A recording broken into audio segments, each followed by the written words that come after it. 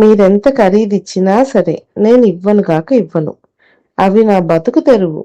నిరంతరం ఉపయోగపడేవి. వాటికి నేను ఎంతో రుణపడి ఉన్నాను.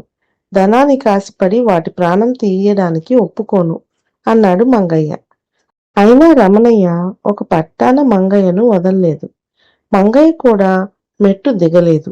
రమణయ్య సరాసరి గ్రామాధికారి వద్దకు వెళ్లి మంగయ్య మీద ఫిర్యాదు చేశాడు. తన అనారోగ్యాన్ని పోగొట్టుకోవడానికి మంగయ్య సహకరించడం లేదని ఆ ఫిర్యాదు సారాంశం. మంగయ్య గ్రామాధికారితో తన జీవనానికి ఉపయోగపడే పెంపుడు జంతువును చంపడం తనకి ఏమాత్రం ఇష్టం లేదని జంకు బొంకు లేకుండా చెప్పేశాడు. గ్రామాధికారికి మంగయ్య జీవకారుణ్యం నచ్చింది. ఆయన రమణయ్యతో ఏదో జంతువు మాంసం తింటే బలం వస్తుందనేది ఒట్టి భ్రమ. అసలు మాంసాహారమే ముట్టని వారు ఎంతో మంది ఆరోగ్యవంతులుగా ఉన్నారు. నిండు నూరేళ్లు జీవిస్తూ ఉన్నారు. ఫలానా జంతువు మాంసం తింటే మంచిది, ఫలానా పక్షి మాంసం తింటే శక్తి వస్తుందనేది సరైంది కాదు. కష్టపడి పనిచేసి కడుపు నిండా తిని కంటి నిండా నిద్రిస్తే దానంతట అదే ఆరోగ్యం వస్తుంది.